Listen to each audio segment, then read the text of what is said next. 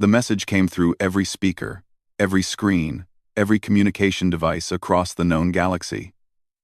It was a voice filled with pain and fear, but also with hope. The hope that someone, somewhere, would listen. This is Elder Counselor Taven of the Valari Ascendancy. Our people are dying. The Kreeth Dominion has attacked our outer colonies without warning, without mercy. They burn our cities. They take our children. We have committed no crime against them. We have only ever sought peace. The transmission paused. In the background, explosions could be heard. Screaming. The sounds of a civilization falling apart. We call upon all members of the Galactic Assembly. We call upon any species with ships and soldiers to spare. Please, help us. We cannot survive alone. The message ended. Silence followed. The Valari were an old species. They had lived among the stars for thousands of years before humans had learned to make fire. They were known for their beautiful art, their vast libraries of knowledge, and their gentle nature. They had never started a war. They had never conquered another world. They believed that all thinking beings were connected, that violence against one was violence against all. The Kreeth did not share this belief. The Kreeth Dominion was everything the Valari were not. They were warriors, conquerors, hunters. They took what they wanted because they were strong enough to take it. To them, the Valari were simply prey. Their worlds were rich with resources. Their people could be put to work in Kreeth factories and mines. Their ancient treasures could be sold or melted down. It was simple mathematics to the Kreeth. The Valari were weak. The Kreeth were strong. The strong took from the weak. This was the natural order of things. Within hours of the Valari transmission, responses began to arrive at the Galactic Assembly headquarters. One by one, the great powers of the galaxy made their positions clear. The Norathi Consortium, with its vast merchant fleet and powerful navy, released a formal statement. We have reviewed the situation carefully. Our treaties with several parties require us to maintain territorial neutrality.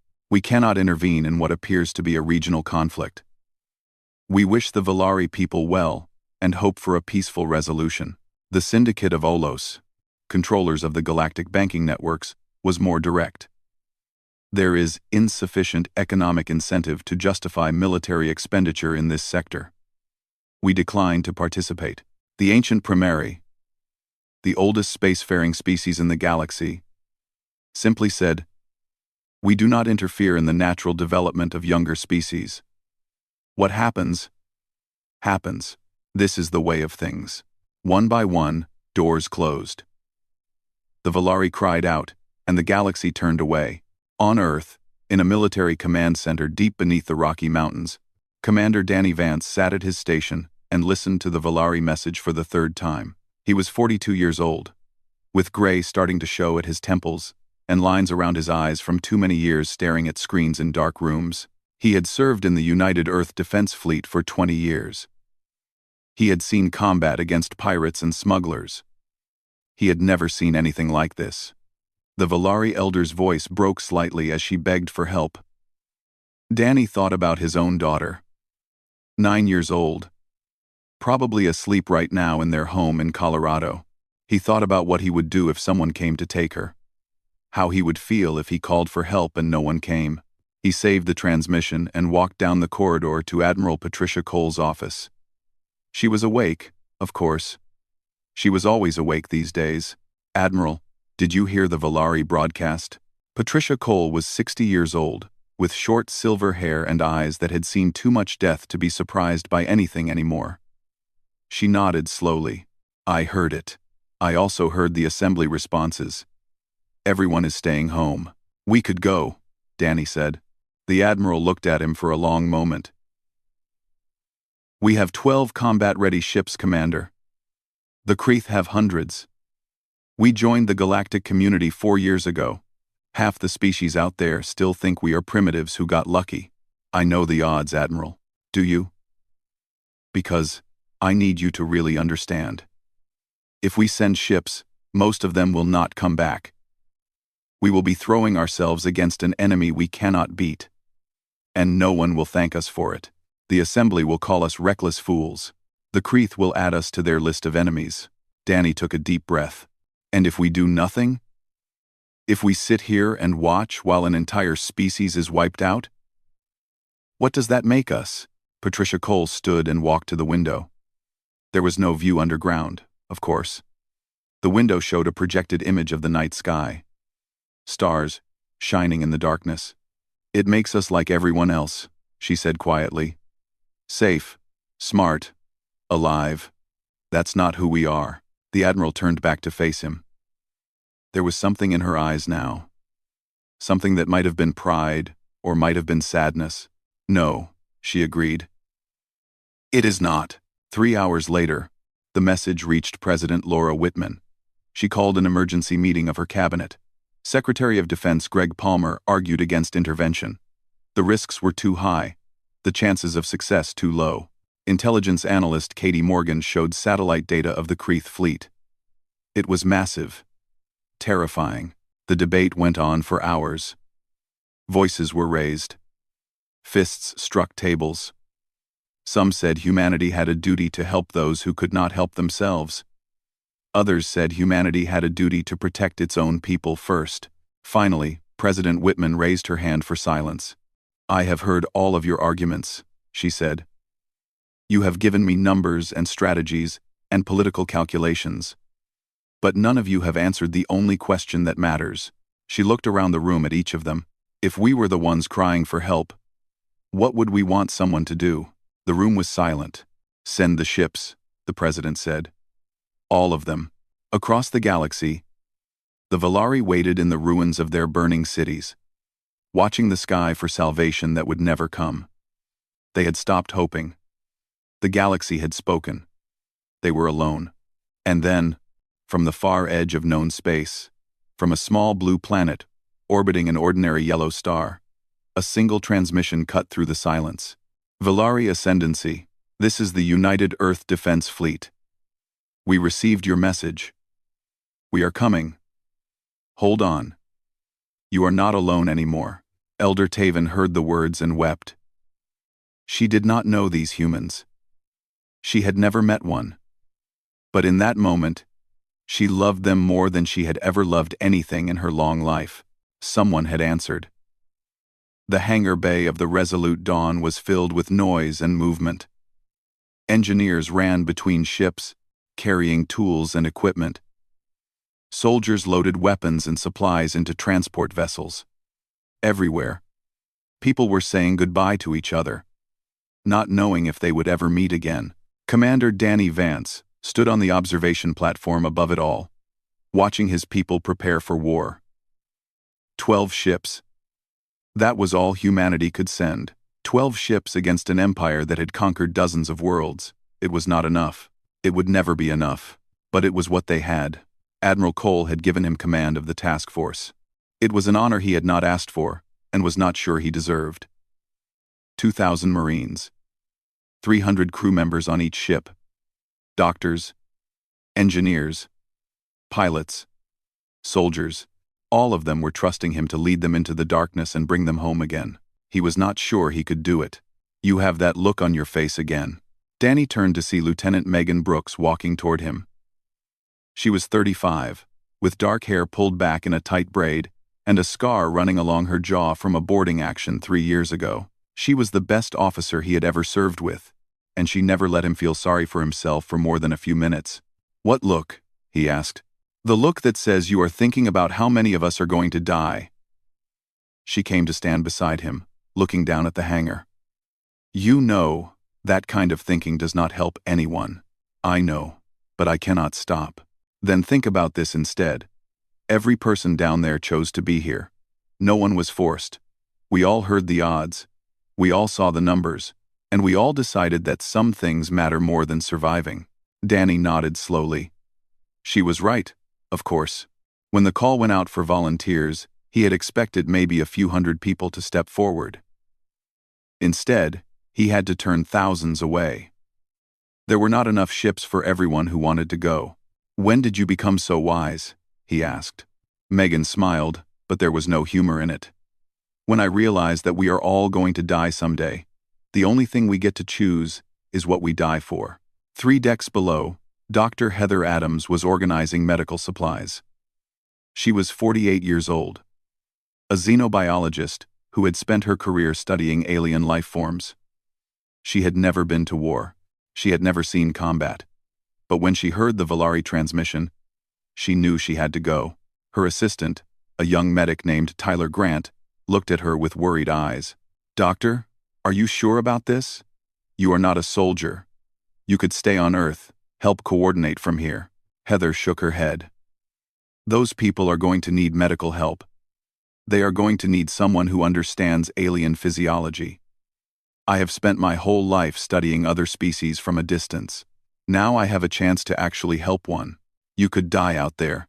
I could die crossing the street. At least this way, my death would mean something." In the engineering section, Chief Engineer Sam Torres was working on the shield generators. He had not slept in 2 days. His eyes were red, his hands were shaking, and he had drunk so much coffee that he could hear his own heartbeat, but he could not stop. Not yet. The standard Earth shield technology was good enough for pirates and small conflicts. It was not good enough for the Kreth, so Sam had been experimenting with modifications, pushing the systems beyond their designed limits. It was dangerous work. If he made a mistake, the generators could explode and take half the ship with them. His colleague, Jenny Park, found him lying under a console, rewiring circuits. "Sam, you need to rest. You are going to make a mistake if you keep going like this." "I will rest when the shields are finished," he said without looking up. "Every percentage point I can add to the shield strength is another few seconds we can survive under fire." "A few more seconds means a few more lives saved." Jenny knelt down beside him. "And if you collapse from exhaustion and cannot fix anything?" "What then?" Sam finally stopped working. He slid out from under the console and looked at her. "My little brother died on the Mars colony 5 years ago. Mining accident. I was supposed to be there that day, but I switched shifts to go to a concert. A concert." He laughed bitterly. "I have spent every day since then wondering what I could have done differently. Wondering if I could have saved him. That was not your fault, Sam." "Maybe not. But this is different. Right now, there are people dying because no one will help them. I can help them. So I am going to work until I cannot work anymore, and then I am going to work some more." The task force launched at midnight, Earth time. 12 ships moving in formation, their engines burning bright against the darkness of space. Millions of people on Earth watched them go. Some cheered, some wept, some prayed to whatever gods they believed in. On the resolute dawn, Ambassador Ryan Price sat in his quarters, reading everything he could find about the Valari. Their history, their culture, their art, their beliefs. He needed to understand them if he was going to help them. The Valari believed in something called the Great Connection. They thought that all thinking beings were part of a single cosmic web, that what happened to one affected all others. They saw war as a kind of sickness, a failure of understanding. They did not hate their enemies, they pitied them. Ryan wondered what they would think of humans. A species that had spent most of its history fighting itself. A species that had nearly destroyed its own planet before finally learning to work together. Were humans worthy of the Valari's respect? He supposed they were about to find out. 2 weeks into the journey, Danny received updated intelligence reports. The news was bad. The Kreth had accelerated their attack. The Valari homeworld, Valeth Prime, was now under direct threat. Millions of civilians were trapped on the surface. The Valari defense fleet had been reduced to a handful of damaged ships. Danny gathered his senior officers in the briefing room. "We need to go faster," he said. "I want maximum speed from every ship. Push the engines past safety limits if you have to." Captain Ben Harris, commander of the destroyer Northern Light, shook his head. "If we push too hard, we might not have anything left when we get there. The engines could burn out. If we do not push hard enough, there might not be anyone left to save." The room was silent. Everyone understood what Danny was asking. He was asking them to risk everything on a chance. A hope. A desperate gamble that they could arrive in time to make a difference. Megan spoke first. "I say we push." One by one, the other officers nodded. Ben Harris was the last. He looked at Danny for a long moment, then smiled grimly. "What the hell? I always wanted to see what these engines could really do." The fleet accelerated into the darkness, racing against time and death itself. On Earth, people watched the news and argued about whether the mission was brave or foolish. Chris Paulson, a famous news anchor, hosted nightly debates. Politicians gave speeches, protesters marched in the streets, but none of that mattered to the people on those 12 ships. They were beyond politics now. Beyond arguments. They were simply humans, doing what humans had always done throughout their history, running toward the screaming, not away from it. The first thing Danny saw when the Resolute Dawn dropped out of hyperspace was fire. The orbital stations around Valith Prime were burning. Great rings of metal and glass that had once housed millions of Velari were now twisted wreckage, glowing red against the blackness of space. Debris floated everywhere, ships, bodies, the remains of a civilization that had taken thousands of years to build. "My God," whispered Megan, standing beside him on the bridge. Danny could not speak. He had seen war before, but nothing like this. Nothing so complete. Nothing so cruel. "Commander, we are receiving a transmission from the surface," reported the communications officer. "Put it through." The main screen flickered, and a face appeared. It was Elder Counselor Taven. Danny recognized her from the original transmission. But she looked different now. Older. Broken. Her feathers, which should have been bright blue according to the files he had read, were dull and gray. Her large eyes, meant for seeing beauty in all things, were filled with pain. "You came," she said, her voice barely above a whisper. "I did not believe it. When we saw your ships appear, we thought it was a trick. Another Kreth deception." "No trick," Danny said. "We are here. We are going to help you." Taven made a sound that might have been a laugh or might have been a sob. "Do you know that you are the only ones? We sent our message to every species in the galaxy. Hundreds of civilizations. Only you answered. Only humans. I know. Why? You do not know us. You owe us nothing. Why would you come all this way to die for strangers?" Danny thought about the question. He had asked himself the same thing many times during the long journey. He still did not have a perfect answer, because no one should have to face the dark alone. He said finally. "Because if we do not help each other, what are we?" Taven stared at him through the screen for a long moment. Then she bowed her head, a gesture of deep respect in Velari culture. "Whatever happens next, Commander, your people will be remembered. For as long as Velari exist, we will tell stories of the humans who chose to stand with us. We have with makes decide. We have not, we have to be RC with fear. We have not have with make albot one self one. We have to be RC with one C with one one. Also we have." The human fleet moved into orbit around Valith Prime. Ambassador Price took a shuttle to the surface to meet with the Velari leadership. Dr. Adams went with him, along with a team of medics and supplies. The shuttle landed in what had once been a beautiful garden city. Now it was a refugee camp. Millions of Velari crowded together in emergency shelters. Their homes destroyed. Their families scattered. The air smelled of smoke and fear. Elder Taven met them at the landing pad. She was smaller than Heather had expected. The Velari were a delicate species, with hollow bones like earthbirds. They looked fragile, breakable. The idea of the brutal Kreeth attacking such gentle creatures made Heather feel sick. "Thank you for coming," Taven said. "I wish we could offer you better hospitality. But we are not here for hospitality," Ryan Price said. "We are here to help. What do you need?" The list was long. Medical supplies, food, water, weapons, ships, soldiers, everything.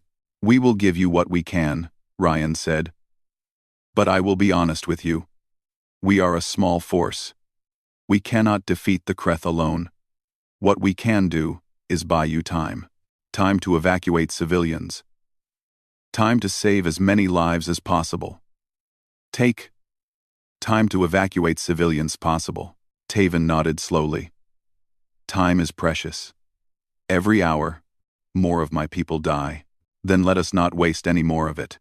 The military briefing took place in an underground bunker. Captain Soreneth, the commander of what remained of the Valari defense fleet, stood before a holographic display of the system. He was young for a Valari, only 200 years old. He had taken command 3 days ago, after the previous commander died in a Kreth ambush. "This is our situation," he said, his voice tired but steady. "We have 7 ships remaining. 3 are badly damaged.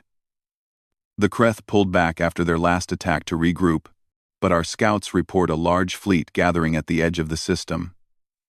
At least 200 warships. 200 against our 19, Danny said. Those are not good odds. No, they are not. Megan leaned forward. What about the planetary defenses? Ground-based weapons? Most have been destroyed. We have some shield generators still functioning, protecting the major refugee centers. But they will not last long under sustained bombardment. Danny studied the display, thinking. The standard approach would be to retreat, to save their ships for a more winnable battle. But there was no more winnable battle. If they left, the Valari would die. All of them. We need to change the equation, he said. We cannot beat them in a straight fight. So we do not fight straight. He began outlining his plan. The human ships would form a defensive screen in orbit, drawing the Kreth attention. Meanwhile, every available transport would begin evacuating civilians to the far side of the planet, where hidden bunkers had been prepared. The Kreth want to destroy you quickly, Danny explained. They do not want a long siege. They want to crush you and move on to their next target. If we can make this fight expensive enough, bloody enough, they might decide it is not worth the cost. Sorneth looked at him with something like wonder. You are planning to sacrifice your ships to protect ours. We are planning to make them work for every inch of space. Every life they take from you, they will pay for with 10 of their own. On the surface, Heather Adams set up her medical station in an old library. The building had somehow survived the bombardment, its walls still lined with ancient Valari texts. She did not have time to appreciate the irony of turning a place of knowledge into a place of healing. The first patients arrived within hours. Burns, broken bones, radiation sickness, children who had watched their parents die, parents who had lost their children. The wounds were not just physical. Heather worked without rest, learning Valari biology as she went. Their bodies were different from humans in many ways, but pain was universal, fear was universal. The need for kindness was universal. A young Valari named Keyleth sat in the corner of the medical station, watching her work. He was perhaps 8 years old in human terms, though Valari aged differently. His family was gone. All of them. He had nowhere to go, and no one to take care of him. During a brief break, Heather sat down beside him. Are you hungry? She asked. Keyleth shook his head. Why are you here? To help. But why? You are not Valari. This is not your world. These are not your people. Heather thought about the question. It was the same question Taven had asked Danny. The same question everyone seemed to be asking. When I was young, she said, my father told me something I never forgot. He said that the universe is very big and very cold, and the only warmth in it comes from the kindness we show each other. He said that helping others is not just the right thing to do. It is the only thing that makes life worth living. Keyleth looked at her with his large, dark eyes. Your father sounds wise. He was. He died a long time ago. I am sorry. So am I. But I try to live the way he taught me. I try to bring warmth to the coldness. Keyleth was quiet for a moment. Then he reached out and took her hand. Thank you for coming, he said. Thank you for not leaving us alone. Heather squeezed his hand gently. We are not going anywhere, I promise. In orbit, the first Kreth scouts appeared on the edge of the system. The main fleet was coming. Everyone knew it. The final battle was approaching. Lieutenant Brooks led a team of Marines to the surface to help defend the refugee camps. As they landed, she looked out at the crowds of Valari, watching them with hope in their eyes. "No pressure," muttered one of her soldiers. Megan smiled grimly. Just another day at the office. But it was not another day. It was the most important day of their lives, and they all knew it. The Kreth Armada came out of hyperspace like a swarm of angry insects. 217 warships, their dark hulls bristling with weapons. They moved in perfect formation, confident in their overwhelming strength. They had crushed civilizations before. They would crush this one too. On the bridge of the Resolute Dawn, Danny watched them approach on the tactical display. 12 human ships, 7 Valari vessels, 19 against 200. The math was simple. The math was brutal. He opened a channel to the entire fleet. "All ships, this is Commander Vance. You all know why we are here. You all know what we are facing. I am not going to lie to you. Most of us are not going to survive this day. The enemy outnumbers us more than 10 to 1.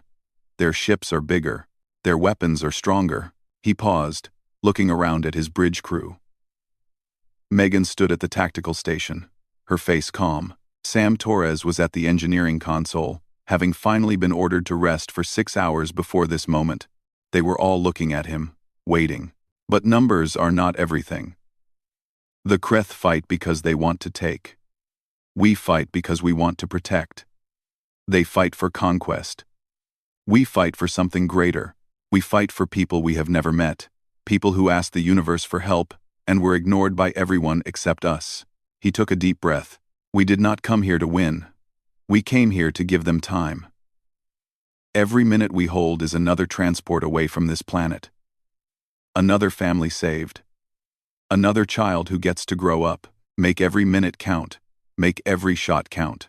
And when the Kreth tell stories about this day, make sure those stories are about the humans who refuse to back down.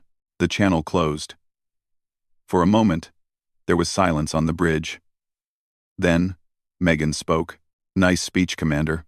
I meant every word. I know. That is what made it nice." The Kreth fleet began its advance. The Battle of Valeth Prime had begun. The first exchange of fire was devastating. The Kreth concentrated their attack on the center of the human formation, trying to punch through and reach the planet. The destroyer Northern Light took the worst of it, Captain Ben Harris fighting to keep his ship in the battle despite multiple hull breaches. "Shields at 30%, his first officer reported. "We cannot take much more." "We do not need to take much more," Ben said. "We just need to hold long enough for the transports to clear the kill zone." On his tactical display, he could see the evacuation in progress. Hundreds of small ships rising from the planet's surface, carrying Valari refugees to safety. Every minute the Northern Light survived was another ship away. The Kreth flagship, a massive battlecruiser called the Dominion's Fist, locked onto the Northern Light and fired a concentrated burst. The destroyer's shields collapsed. Fire erupted across multiple decks. Ben was thrown from his chair as the bridge shook violently. "Engine room is gone," someone shouted. "We are dead in space." Ben pulled himself up and looked at the display. The Kreth flagship was moving in for the kill. Behind it, he could see the rest of the enemy fleet, waiting to follow. Once the path was clear, he thought about his children back on Earth, Linda and Jack. They were 12 and 10. He had promised them he would come home. He had known when he made that promise that he might not be able to keep it. "All hands, abandon ship," he ordered. Then, to his helmsman, "Set collision course for the Kreth flagship. Maximum thrust." "Sir, the engines are damaged. We will not have enough speed." "Then give me whatever we have. I want to make them remember us." The Northern Light, broken and burning, began its final journey. The escape pods launched, carrying most of the crew to safety. Ben stayed on the bridge with a handful of volunteers who refused to leave. The Kreth saw what was coming too late. They tried to maneuver, but their flagship was too large, too slow. The Northern Light struck it amidships, the impact triggering a catastrophic explosion that destroyed both ships and damaged 3 other Kreth vessels nearby. Ben Harris's final transmission was simple. Tell my kids I stood tall. On the planet's surface, the battle raged in the refugee camps. Kreth soldiers had landed in assault craft, trying to cut off the evacuation. Lieutenant Brooks led her Marines against them. The Kreth were larger than humans, stronger, covered in natural armor that could stop most small arms fire. But they had never fought humans before. They did not understand what they were dealing with. Hold the line, Megan shouted, firing her rifle at an advancing Kreth soldier. The shot hit its eye, one of the few vulnerable spots, and it went down screaming. Protect the shelters. Around her, Marines fought and died. For every human who fell, they took 3 or 4 Kreth with them. It was not enough to win. But it was enough to slow them down. It was enough to give the refugees time to reach the transports. A young Marine named Derek Cole threw himself on a Kreth grenade, saving the lives of a dozen Valari children. His last words were, "Get them out of here." In the medical station, Heather Adams refused to evacuate. Wounded were still arriving, both human and Valari. She could not leave them. "Doctor, we need to go," Tyler Grant urged her. "The Kreth are getting closer." "Then bring me more bandages. I am not finished here." Young Keyleth helped her, carrying supplies, holding hands, speaking softly to the wounded. He was terrified, but he did not run. If the humans could be brave, so could he. A Valari woman was brought in, badly burned. Her wing was gone, torn away by an explosion. She was crying, not from the pain, but from the loss. Valari treasured their wings more than almost anything. Heather held her hand and looked into her eyes.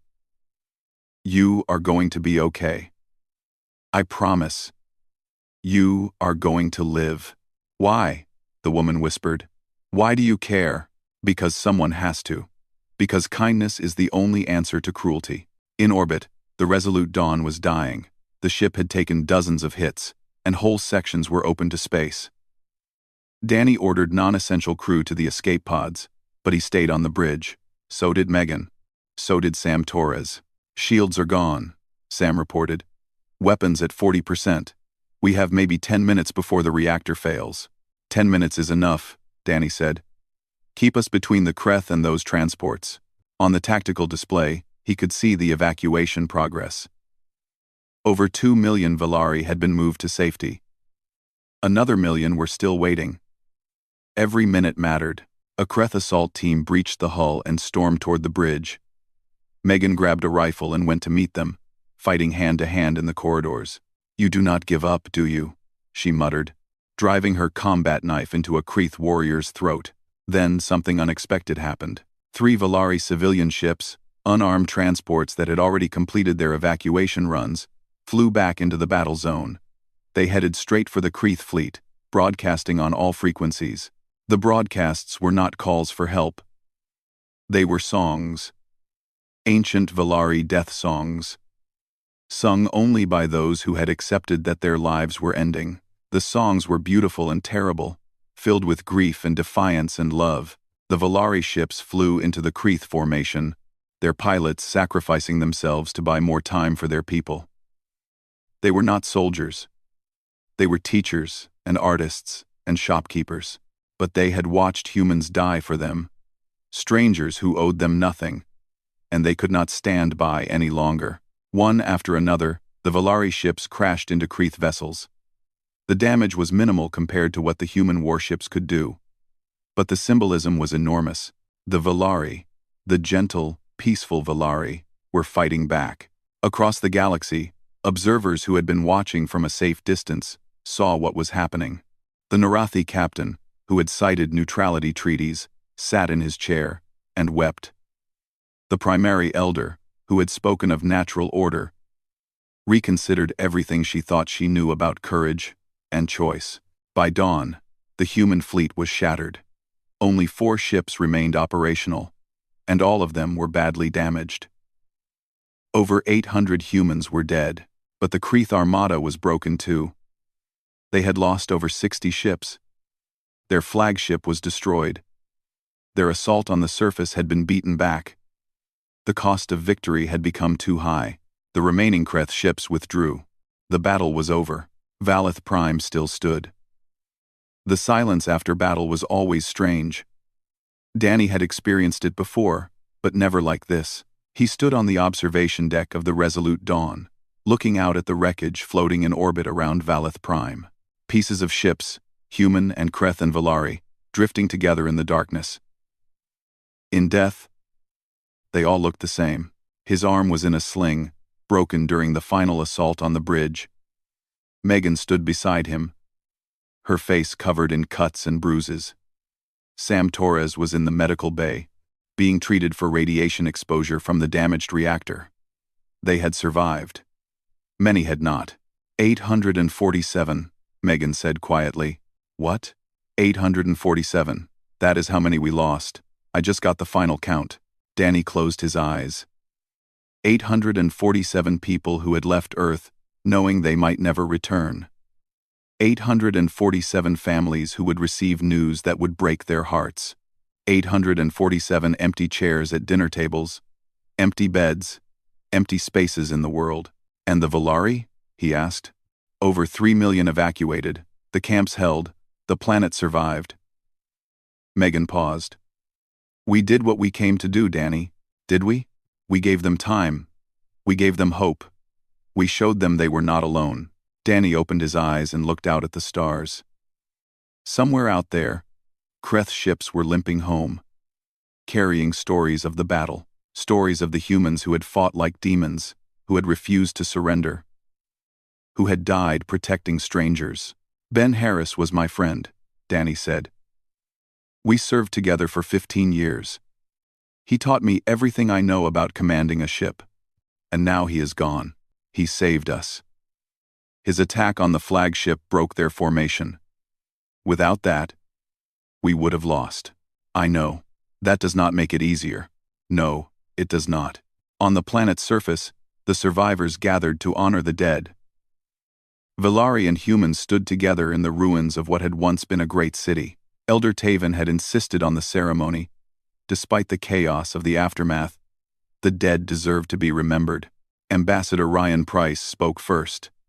He talked about courage and sacrifice. He talked about the bond that now existed between two species who had never known each other before this war. He talked about hope. Then Taven stepped forward. She looked older than she had even a few days ago, aged by grief and responsibility. But her voice was steady. My people have lived among the stars for 10,000 years. We have met many species. Some were kind. Some were cruel. Most were indifferent. We learned that the galaxy is a cold place, and that we could only rely on ourselves. She paused, looking at the humans in the crowd. Then we cried for help. We sent our message across the void, expecting nothing. And from the edge of known space, from a world we had never visited, came the humans. They did not ask what they would gain. They did not calculate the odds. They simply came, and they stood with us. She walked toward Danny, who stood at the front of the human delegation. She was smaller than him, her head barely reaching his chest, but when she looked up at him, there was something ancient and powerful in her eyes. Commander Vance, your people saved us. Not because we could pay you. Not because we were useful to you, but because you believed it was right. That kind of goodness. We did not know it still existed. She reached up and placed her hand over his heart. It was a Valari gesture he had read about but never expected to receive. The gesture of eternal kinship. From this day forward, humans and Valari are one family. Your pain is our pain. Your joy is our joy. For 1,000 generations, we will sing of what you did here. We will teach our children about the humans who chose to stand. Danny did not know what to say, so he simply placed his hand over her heart in return. The formal alliance was signed 3 days later. The Valari Ascendancy and the United Earth Government became partners in every sense. The Valari shared their ancient knowledge, their technology, their art, their philosophy. Humans shared their stubborn hope, their reckless courage, their refusal to accept the impossible. Dr. Heather Adams returned to Earth with young Keyleth. His entire family was gone, killed in the early days of the invasion. He had no one left. When Heather asked if he wanted to come with her, he simply nodded. "Will I be safe there?" he asked. "Yes," she said. "I promise." "Will there be other Valari?" "Someday. But for now, you will have me." Killith looked at her with his large, dark eyes. "You said your father taught you to bring warmth to the coldness. Maybe I can help." Heather smiled and held his hand. "I would like that very much." The heroes returned to Earth to a changed world. The debate that had raged before their departure was over. No one argued anymore about whether the mission had been wise. The only argument now was about what it meant. Some said humanity had proven itself to the galaxy. Others said humanity had discovered something about itself. The truth was probably somewhere in between. Lieutenant Megan Brooks, promoted to commander after her actions in the battle, was asked to speak at the Galactic Assembly. Representatives from hundreds of species gathered to hear her words. Many of them had watched the battle from a distance, too afraid or too cautious to intervene. Now they wanted to understand. "We have been asked why humans answered the Valari call when no one else would," Megan said. "We have been asked what made us different. What made us willing to die for strangers?" She looked around the assembly hall, at all the alien faces watching her. "The truth is, I do not have a simple answer. Humans are not better than other species. We are not braver, or stronger, or smarter. We have made terrible mistakes throughout our history. We have hurt each other and ourselves in ways I am not proud of. But we have also learned something. We have learned that kindness is not weakness. We have learned that helping others is not a waste of resources. We have learned that a cry for help is not a request for calculation. It is a call to conscience." She paused, remembering Ben Harris and Derek Cole and all the others who had not come home. When conscience speaks, humans listen. We do not always get it right. We do not always succeed. But we try. And when someone is hurting, when someone is afraid, when someone is crying out in the darkness, we answer. Because that is who we are. That is who we choose to be. The hall was silent. Then the Valari delegate rose from his seat and began to applaud. The sound echoed through the chamber. Strange and beautiful. Then the Norathi delegate rose too, and the primary, and others, one by one, until the entire assembly was standing. The galaxy had seen many empires rise and fall. It had seen wars and peace, cruelty and kindness, triumph and tragedy. But it had never seen anything quite like humanity. On Earth, life continued. The scars of the war faded slowly. Memorials were built. Songs were sung. Children learned about the brave men and women who had crossed the galaxy to help strangers. Keyleth grew up in Colorado, in a house near the mountains. Heather taught him about Earth, about humans, about the strange and wonderful species that had adopted him as one of their own. He learned to speak English, and to love baseball, and to make pancakes on Sunday mornings. Sometimes, at night, he would look up at the stars and think about his homeworld. About the people who had died and the people who had survived. About the humans who had come to save them.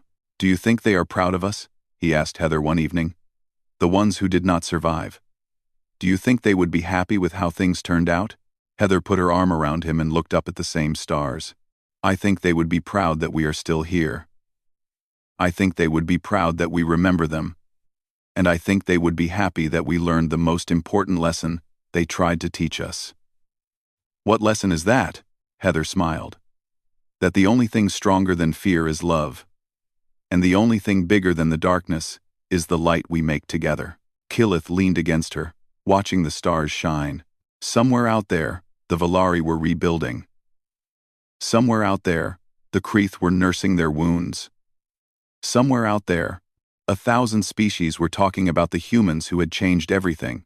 But here, on a small blue planet orbiting an ordinary yellow star, a human and a Valari sat together in the warm summer night.